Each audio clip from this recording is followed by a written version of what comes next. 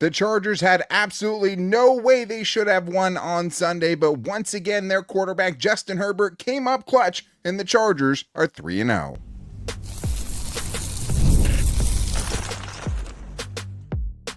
You are Locked On Chargers, your daily podcast on the Los Angeles Chargers. Part of the Locked On Podcast Network, your team every day. What is up, and welcome into the Locked On Chargers podcast. I'm your host, Daniel Wade, joined as always by my co-host, David Drogemeyer, and we've been covering the Chargers for 10 seasons now, but this is our 8th year as a host of the Locked On Chargers podcast, bringing you your team every day. Thank you to the everydayers, especially those who stayed up for an extra late night live edition of the Locked On Chargers podcast. But to make sure that you never miss the show, go subscribe or follow for free on the Locked On Chargers YouTube channel and listen wherever you get your podcast from. David, what do we got today? Daniel, Justin Herbert provided his best when his best was required, going and putting the Chargers in position to go win a football game. Dicker, the kicker, knocks it through, and the Chargers are 3-0. 3-0. Yeah, man, I mean, we've been covering the Chargers for 10 seasons now. They have never done this in the 10 seasons that we have watched them. Started 3-0 for the first time since 2002. But this episode is brought to you by Mazda. Like our players, we sweat every detail because when you make every moment count, pulling off the unexpected is only the beginning. Stay tuned for highlights in this week's Moving the Game Forward. Mazda, move and be moved. David, we had to sit through an entire offseason of discussion and narrative around Justin Herbert, and specifically him not being able to come through in the biggest moments, him not being able to come through in the biggest games, and him not being able to come up in the waning moments of games when the Chargers really need him to. In 2 out of the 3 games so far, he has been Captain Clutch, including today in a game where he was absolutely battered and picked himself up off the ground over and over again. 14 quarterback hits is what they had against Justin Herbert on Sunday. And again, he got up, he kept going, and then on the final 2 drives where it looked like they were just done, like it looked like the offense was cooked, he put the team on his back, went and made some incredible throws, but led the game-tying touchdown drive and then the game-winning field goal kick by Cameron Dicker. Justin Herbert led the way. He sure did. In the fourth quarter, according to PFF, he was 12 of 15, 123 yards passing, a touchdown, and 9 first downs.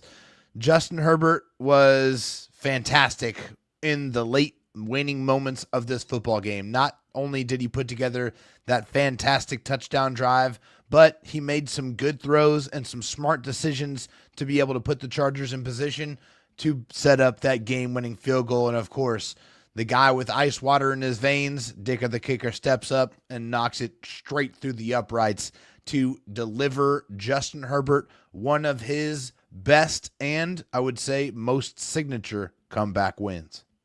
It absolutely is. I mean, especially against a good team, especially against a defense that absolutely was overmatching the Chargers offense. But shout out to Dicker, man. Like, you know, the most accurate kicker in NFL history, but most importantly, coming through in the biggest moment of the game. I mean, it doesn't matter what your field goal percentage is when you step up to that kick in that moment.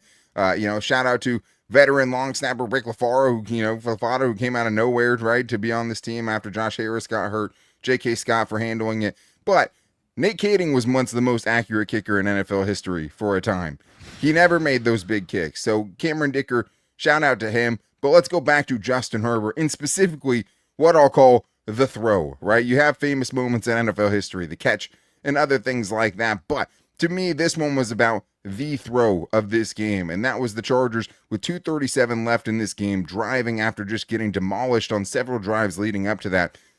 But Justin Herbert pulling the rabbit out of the hat, some actual Houdini stuff that he pulled on this play where he drops back. Zach Allen, one of the better defensive linemen in the NFL, has him dead to rights, unblocked up the middle. Terrible blocking, but Justin Herbert was able to somehow avoid him and shake him off. Just to have a charging Nick Bonita, one of the top pass rushers in the NFL through 2 weeks, running into his face, somehow finds a way off balance, running 12 miles per hour by next-gen stats, according to that, and finds Keenan Allen, his trusted target, who had 0.6 yards of separation, to be able to escape Zach Allen, to be able to, with the defender in your face, get enough on the throw to get it to the end zone. But not only that, put it in a spot where your receiver, who has 0.6 yards of separation, is able to come down with it.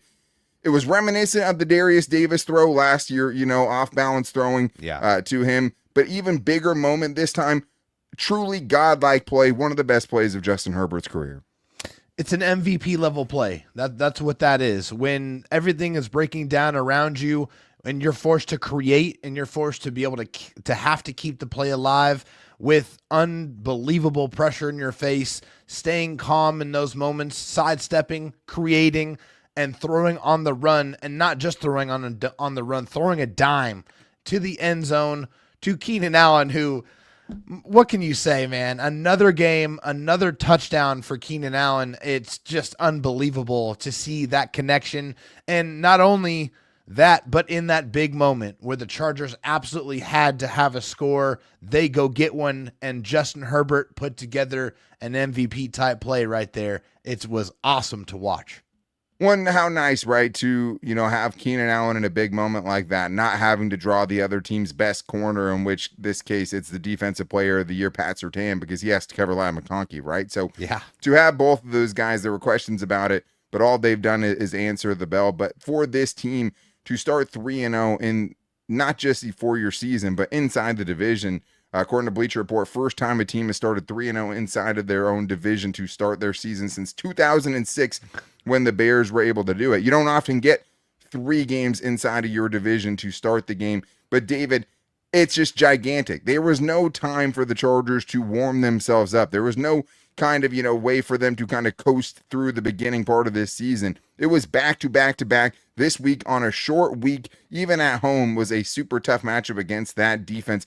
And they were able to pull it off to get to 3-0. So with that, the Chiefs are 1-2. The Broncos are now 1-2. The Raiders are now 1-2. And the Chargers sit atop of the AFC West at 3-0. But part of what made this game so ridiculous and so unexpected the way it ended was the Chargers offensive line had a huge regression to the mean in this one. At one point in this game, David, they were starting from left to right. Joe Alt, Zion Johnson, Bradley Bozeman, okay. Then it's Jamari Sawyer at right guard, and then Austin Dequas at right tackle. Like, to say that they didn't have the horses in this one is an understatement. Even Joe Alt in this game was beat a couple times by Nick Bonito, and that's going to happen to you. But Justin Herbert, according to Next Gen Stats, was pressured on 54% of his dropbacks, 54.7 to be exact. The highest pressure rate he's faced in any game of his career, which is impressive because the Chargers have had some truly terrible offensive lines. None of his rookie year or any of those other years gave up the amount of pressure that they did in this game. And it is a big win. The Chargers made their way through it, but this was something that's like, man, we knew this was going to be an issue, and it really reared its ugly head in this game.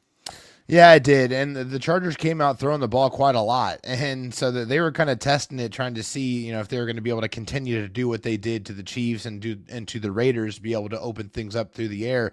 But the Denver Broncos were playing coverage. They dropped 6-7 guys back in coverage and was trying to really take that away while they were relying on that ferocious pass rush. And they definitely got home a lot. I mean, Justin Herbert got hit hard multiple times, but that just shows his perseverance.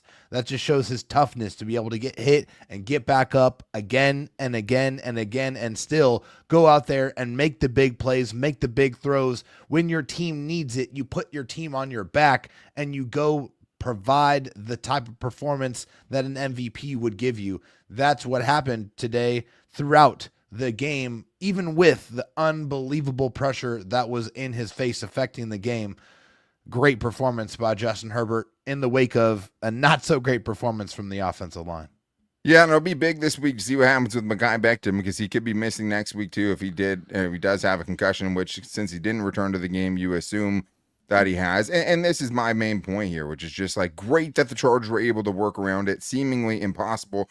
Greg Roman, great job on that final drive, having the answers to the quick pressures, the throws out to Amari Hampton, the quick throws to Keenan Allen, and guys like Oronde Gadsden to kind of combat that a little bit when they needed those 2 big scoring drives, because it felt like they had nothing at that point. Yeah. That being said, Justin Herbert will get hurt if it continues like this. Like, I don't want to be a downer on a big night. You can't survive this way. He can't survive this way. Great win. They made it through it in this game. This is maybe the best pass rush, probably the Eagles, I would say, but maybe the best pass rush they're going to play this season.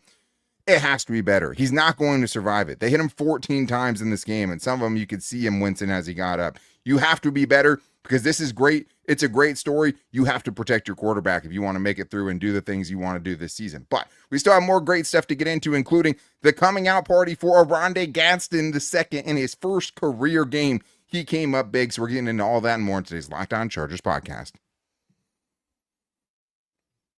This episode is brought to you by PrizePicks, the daily fantasy app where making the right call can actually pay off. You and I make decisions every day, but on PrizePicks, being right means cashing in. With football back, PrizePicks is the simplest and fastest way to get in on the action. Just pick more or less on 2 to 6 player stat projections, and you can turn your takes into real prizes all in less than 60 seconds. I've been playing PrizePicks for a while now, but what I love about it is it's such a fun way to stay locked in for the season on the entire NFL and not just the Chargers where I am in my bubble, and it's easy and quick. Honestly, my favorite way to follow along with football. But hopefully you guys had the more than on Justin Herbert passing yards in this game because he eclipsed it easily, but there's still time for tonight's game when you go with Lamar Jackson to throw for more than or less than 233.5 passing yards and combine that with Amon-Ra St. Brown getting more or less than 71.5 receiving yards. It's that simple. You hit that, you win. Download the PrizePicks app today and use the code LOCKEDONNFL to get $50 in lineups after you play your first $5 lineup. That's code LOCKEDONNFL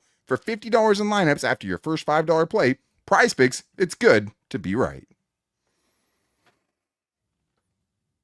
David, there's a lot of guys to shout out and not enough time to get to all of them, but one of the guys that we've been clamoring to see, and you specifically after saying, hey, we might see him last week, we got to see him this week, and that was Oronde Gadsden II, who, again, like you can't look at Justin Herbert's box score for this game and kind of see how brilliant he was. You can't really look at Oronde Gadsden's box score and see the full significance and what he was able to do as a rookie in his first career game, not just, start, whatever. Will Dissly was out. Oronde Gadsden got elevated for this game, or activated, I should say, for this game. And man, it's not, the catches itself. It was how he made them. Tough catches over the middle, fingertip catches on the sideline where, heavily contested. It was not too big of a moment for Oronde Gadsden II, and it was really fun to see him kind of pay off in the faith that we had in him just to get his chance and come through in a big way. I've been pounding the table for it. I've been clamoring for it because I see the skill. I see the talent. I see the ability to be able to go out there and provide a weapon to be able to activate over the middle of the football field. And Oronde Gadsden absolutely took that opportunity today and ran with it. A couple of good catches to start on in the beginning of the football game, and a couple of very key, very important catches on the last drive, one of the most important drives of the football game. Back-to-back, really, really good quality catches. Also a 17-yard catch to go along with it. A fantastic first initial performance for Oronde Gadsden II, and I don't have to go out on a limb here and say I think we're going to be seeing him on the football field a lot more going forward. I mean, I think it's even more than that. Like, you can't tell me he can't be out there, or you can't find a roster spot for him to be active on game days. I don't care if Tyler Conklin's inactive. I don't care. Like, that's just what it was, and that's through one game of Oronde Gadsden II. It's nothing against Tyler Conklin, but we've been telling you since the middle of training camp, like, this dude is already the best receiving option on this team. But the most important thing, though, is like the physicality of the NFL. That is the only way someone like Oronde Gadsden II falls to the 5th round with the level of production he had at a big-time program last year at Syracuse in the season that he put together. But it was the physicality of the game, not just blocking, right, and being able to block, which is always going to be kind of an uphill battle for him. Sure. Handling the rest of the physicality that comes with the game. Making tough catches over the middle. Contested catches over the middle when you know you're going to have to take a hit. Yeah. He had several of those today, man, where it might be 7 yards, it might be 8 yards, but in those moments, getting ahead of the sticks, keeping things at 3rd and 2nd and manageable in a game where the pass rush is just teeing off on your quarterback, he was gigantic, and the moment was not too big for him. There's no excuse to not have him active on every game day for the rest of the 14 games the Chargers have this season before the playoffs. There's just no way around it. He is the best receiving tight end on this team, and he showed that on Sunday, and it was just really awesome to see him take that opportunity and run with it. But no pun intended, another rookie was running with it on Sunday because of a bad situation, and that was Oronde Hampton, who really had to shoulder the load after Naji Harris had to leave with an injury. And we'll talk about Naji Harris a little bit, but let's talk about the rookie first, because this was kind of the first glimpse of him looking like a first-round pick and looking like the running back of the future. And again, it's 19 carries, it's 70 yards, it's 3.7 yards per carry. But then you look at it in totality, David, and it wasn't just on the ground. They also relied on him through the air. Several big first down catches he had in this game. And I do think Sunday gave us a glimpse of, hey, Naji Harris might be hurt. You might be wondering if they should have used a first-round pick on a running back. But then this game, you see, okay, well, maybe this is someone who can shoulder the load and be a gigantic part of the offense when you need him to be. Yeah, 19 carries for 70 yards and also contributed 6 catches on 7 targets as well. So short-handed there for another 59 yards and a long of 22, where he was able to catch that pass on the right flat and take it down the sideline and show some burst, showed some wheels to be able to, you know, break that play a little bit. And man, also, if he would have broke that one tackle too, that one at the end of the game, man, he might have ran in for 6 there. It all worked out. And he had a couple of those plays throughout the game where it was just like, and I remember there was one kind of ankle tackle. Somebody just that was that his one ankle. At the end. Yeah, that on the right that side one right there, about. Daniel. It seemed like if he would have broke that one, he probably could have took that one close to getting to the house. Like, but man, it's 130 yards of offense, though. Right? Yeah, like 129 all-purpose yards. I love exactly. it. I think this was his coming out party a little bit, saying, "Hey, like." Whoa, pump the brakes a little bit on calling me a bust. I am a quality football player. I am going to go out there and help. And I liked it. I like what I saw, the physicality, the running style, and the ability to catch the ball out of the backfield. It really was a key part in helping slow down that pass rush because you had the threat of somebody that was close by that could make a play and keep the ball moving, keep those sticks moving. Yeah, we knew he runs tough, right? And I think, you know, as far as like being able to make the right reads and have the vision to kind of find the hole when things aren't there. Like that was something that kind of separated Najee, was like, he wasn't always following exactly where the play was designed to go, but he could find the creases and find the openings. A little bit more of that from Oronde Hampton, and he's just a load to bring down, not often taken down by the first tackler, right? But I think, I mean, he had a catch like, you know, in the middle of this game where it was like a shoestring catch right off of the turf. He went down and grabbed it, and it just made me kind of realize maybe how underrated he is just as a natural pass catcher. Some guys are natural at it and some guys are not. Like last year, the Chargers had 2 guys that really weren't natural pass catchers in J.K. Dobbins and Gus Edwards.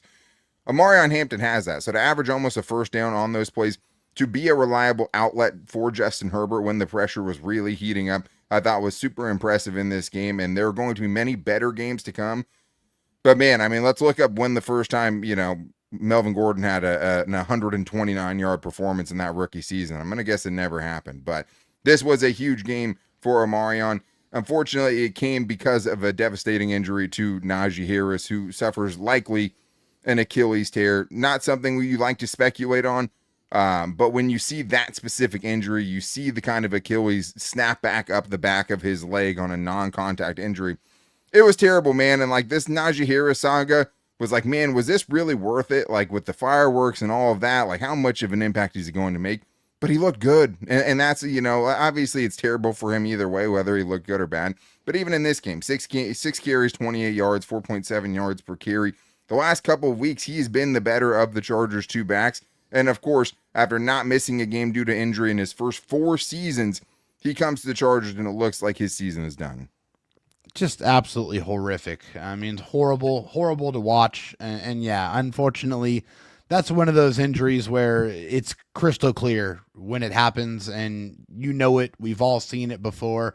I hate having to watch it. I'm glad they only showed it once on the replay. I would have rather not even seen it again, but it's horrible. It's a part of football. It sucks. I hate it for him. I feel terrible. And he was just starting to get cooking, man. He was really starting to feel it. You could see like that rhythm was starting to get established. He was really starting to make his mark on the game. And then that happens. And that just goes to show you in this game of football, everything can be taken in a snap of a finger. Absolutely. And I mean, it's a, you know, I'm sure we'll get into it once the official news comes out a little bit more than we can right now. But like, a really devastating injury at that position. I mean, but there is, a guy like J.K. Dobbins who came back the next year after it happened to him earlier in the year and came back and had a super, almost 1,000-yard season for the Chargers last year. So hoping he can come back from that. But it was nice to see without him that Omarion Hampton was able to kind of answer the bell there and do what he had to do to show that he could be the feature back and a bell cow type of guy, because they're going to need him to going forward without, potential another move in that room. We miss you, Rocket Sanders. But we still have more to get into, including the defense doing everything they needed to do early and late in this game, and Derwin James just being a freak of nature, and more in today's Locked On Chargers podcast. This episode is brought to you by Mazda's Moving the Game Forward. For those who believe it's not just about playing the game, it's about redefining it, there are moments that do more than put points on the board. They move crowds, move culture, and keep moving the game forward. This week, the player who moved the game forward for the Chargers was, who do you think it is? It was Justin Herbert, again, who put the team on his back and kept them moving forward, even when everything truly felt hopeless, right? But to me, the big play that symbolized it was him fighting through a tackle, knowing he was going to take a big hit, and delivering just a dime to Keenan Allen in the back of the end zone. That was the play that moved things forward for me in this game. And this week, the Chargers have to keep the game moving forward and forget about tonight, because they have an East Coast trip going up against the Giants with a chance to go 4-0 on the season. And it'll be up to Justin Herbert to show, again, that he can do it week after week after week. That's what keeps fans and players alike moving forward, always chasing the next great moment. But when you follow what moves you, the unexpected is only the beginning. And just like there's more to every highlight, there's more to a Mazda vehicle. Mazda, move and be moved. This episode is also brought to you by FanDuel. The NFL season is in full swing, and FanDuel is making sure you're ready for kickoff with a can't-miss offer. It's one of the best ones I've seen from FanDuel. Right now, new customers can bet just $5, and if your first bet wins, you'll get $300 in bonus bets to use across the app this football season. I love using FanDuel because it fits however you like to bet. Player props, building a same-game parlay, or even jumping in live as the action unfolds. It makes every game more exciting, whether you're watching your team or just keeping an eye on your fantasy lineup. It's quick, easy, and the best way to add a little bit of juice and a little bit of energy to your Sundays. The odds are already out for next week, the Chargers' East Coast trip against the New York Giants next Sunday. And the Chargers are opening up as 5.5-point favorites with a chance to go 4-0 to start their season. So are you ready to play? Download the FanDuel app now by visiting FanDuel.com to get started. That's FanDuel.com to place your first $5 bet. Dave, we have more to get into because we have not talked about the defensive side of things. And like the offense, some up and down moments from the defense, especially in the middle of this game. But kind of like the offense, in the biggest moments early on in the game and late in the game, they were able to come through, which I think is super important. But thank you guys, especially in a late night show, for making us your first listen. If you need a second listen, make sure to check out Locked On NFL, because they have 2 shows every day keeping you up to date with everything going on around the league, with Tyler the Madman rolling and my guy Tony Wiggins bringing you into the barbershop on YouTube and wherever you get your podcast from.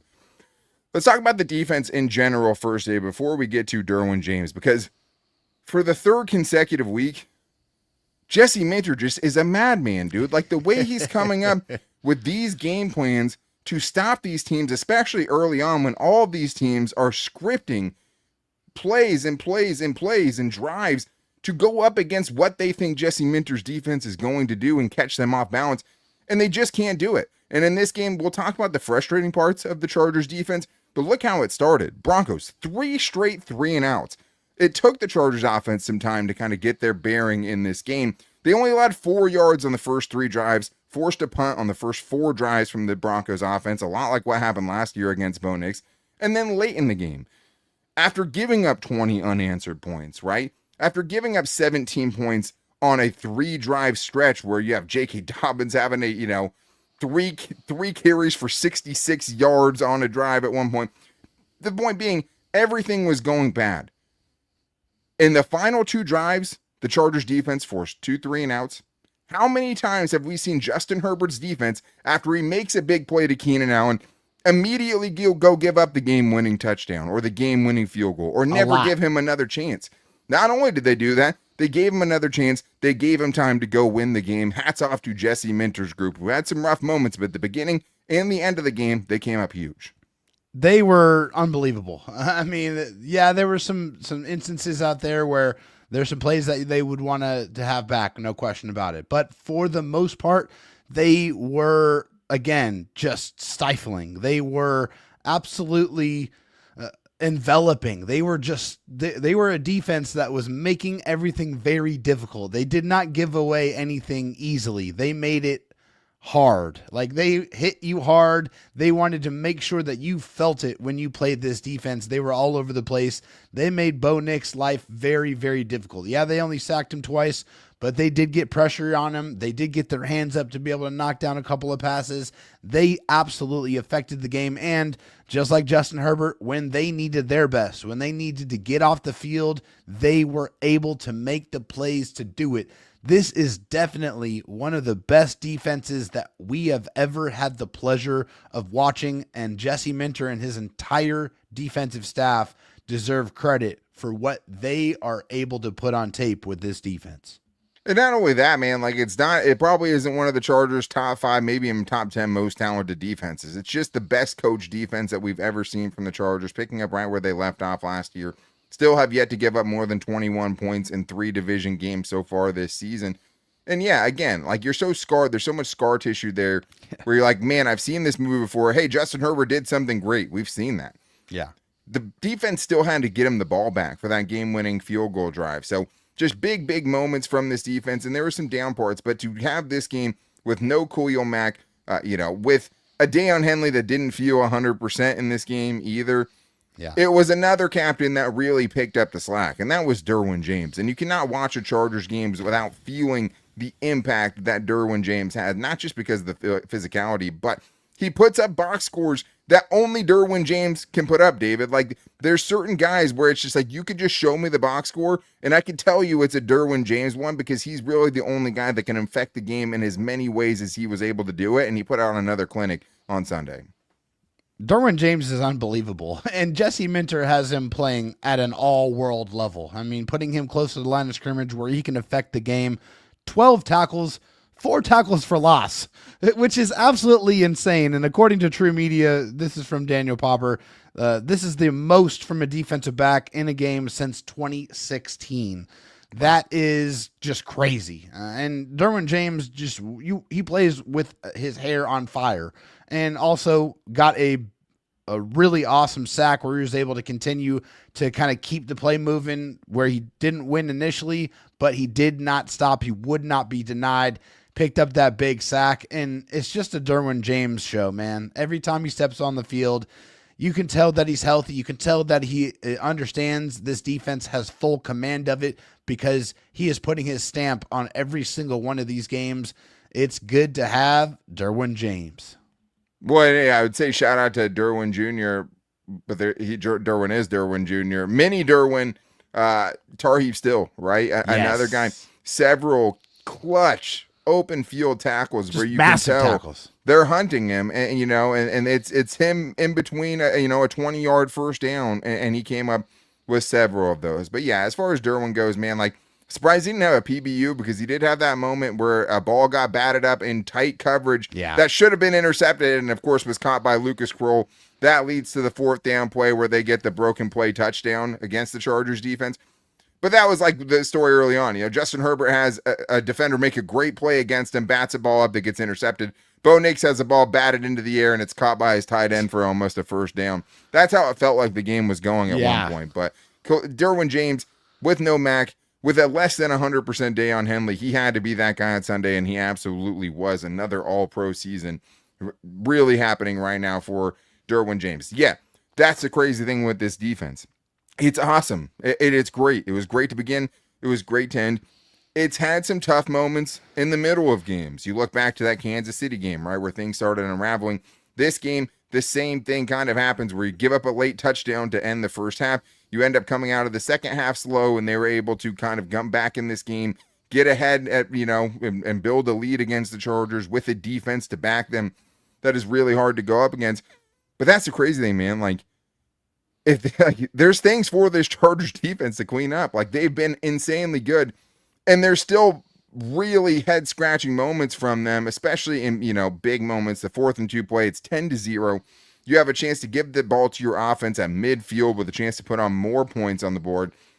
Alohi Gilman totally bites on a fake toss to the right side. Cortland Sutton works against the grain to the backside of the play, and he's wide open for a 52-yard touchdown. Earlier, they were beat on a flea flicker that luckily Bo Nix missed. That was a key part of this game, too, where there was at least 2, right? That one on the I know, you can tell me the third one was. I know 2 for sure. There was the Cortland Sutton late in the game, right? On I think the last or second to last drive. They threw it up to him. He missed it. A fingertip grab would have been a fingertip grab with Dante Jackson in coverage. The flea flicker where they threw it down the sideline and there was nobody there and he just missed him. All right. And then there was the play he actually hit to Cortland Sutton, obviously a wide open play. But that's the crazy thing to me is just in this game, there's stuff to clean up. They were still awesome, but like there's still even another level that this defense can get to. Yeah, I mean, a couple of explosive plays on the ground that you want to eliminate. And that one drive, happened. Man, 3 J.K. Dobbins carries for 66 yards and a touchdown. Like that was really hard to watch. It was hard to watch because it was like, man, obviously. And also hindsight's always 20/20, right? With the Naji Harris injury, you never expect those things to happen. And no, but Dobbins we wanted JK, right? Like JK was one of the free agents. We said, hey, bring this dude back. Even if you want to draft a running back, he can be a compliment. Now, it's nothing against Naji Harris. No. And JK really had that drive and nothing else. Like he had a really good stat line, and that's why you can't go off box scores. Because you'd see that and be like, man, JK Dobbins dominated this game. And then you're like, okay, well, I guess outside of the one drive where he had 66 yards, he was pretty much a non-factor for the rest of this game. But he got smacked up. Yeah, he did. No, for sure. And then obviously, one of them was a backwards pass that counts as a run. The 41-yard run, you had Deion Henley, who absolutely should have gotten him out of bounds on the sideline. He's a good player, man. And it was sucked to see him leave. I'm happy to see him do well. But that's the big thing here, David, is just like, there's still another level to this defense. Like, and if they can clean up some of these kind of bonehead plays and broken coverages like we saw in week 1, like we saw this week against the Broncos, man, they really could be something special. Yeah, just eliminate the plays before halftime. It just seems like that's a common theme where they just get caught with their pants down towards the end of half, and it's just those type of plays you got to eliminate. And yeah, a couple of those fingertips away from being big plays against this defense, and we could be talking about a much different football game. We'll be talking about a loss. Yeah. Listen, hear, and learn from the mistakes in victory. Yeah. And enjoy it a lot more. And continue get better out there while learning from your mistakes, while continuing to pile up the W's. Absolutely, man. Yeah, I'm glad you brought that up because it's something that's kind of been a theme for us, right? These first couple of weeks where it's just like there are issues, there are flaws on this team, right? And I think like the Chargers may have been a little bit overrated roster-wise going into this because they were 2-0, right? This is a team that was overachieving, a pass protection unit that was absolutely overachieving, and a team that was missing in this game 2 of their top 5, top 6 players with Rashawn Slater and Khalil Mack out. Like they still have more they can get to, but it's great to be able to have these learning lessons while also picking up a big win along the way. So we won't make any grand gestures or statements about where the Chargers will go because they still have a ways to go as far as being up in the upper echelon of teams that have a chance to go win a Super Bowl. Mainly, they just have to make it there without half of their guys being in the hospital. But this team is different. They showed the resilience. They've had 2 games where they've almost completely unraveled against the Chiefs and against the Broncos. In both games, they found a way to come back and win. And they lose these games 100% of the time in previous regimes. There is absolutely no question about it. Jim Harbaugh is teaching these football players to win. And I just think it's about the belief, right? A belief in their quarterback that he will make the big plays as long as these guys are willing to be on the other end of them, making the big plays of their own when they need him to. But more than that, as a team, they could have chargered. It's a verb for a reason, and they didn't. And like every time these things happen, I call my dad, and we just both basically tell each other, like, man, we've seen them lose that game 50 times, right? It does feel different with this team, and it's part of the culture transformation that's happened under Jim Harbaugh, that the Chargers are winning these games now, instead of having the frustrating moments, where you're just like, how did they lose it? How did they snatch defeat from the jaws of victory? But this team hasn't done that, and that is a distinct advantage. And also now 2 of your 3 games, I truly believe, even if they're 1 and 2 teams, have been against good teams in this league. And that is maybe the most encouraging sign. But that's going to wrap things up for today's show. The Chargers are 3-0 and 3-0 inside the AFC West, which I'm sure is going to lead to some big-time storylines and overreactions. So make sure you're back here tomorrow for Buy or Sell Tuesday, where we get into all of them by hitting us up at Locked On LAC on Twitter, at Locked On Chargers on Instagram, and our Locked On Chargers Facebook page, where we post the show to every day as well. And you can also make sure you never miss it by subscribing or following for free on the Locked On Chargers YouTube channel and listening wherever you get your podcast from, especially for late night notifications like this one. But we have the best fans out there. Thank you guys for being along on this ride, because the Chargers are 3-0 for the first time since 2002. Something's brewing, and they might have the best quarterback in the league through 3 weeks. So make sure you guys are back here tomorrow for Buy or Sell Tuesday. But until then, take it easy and go Bolts.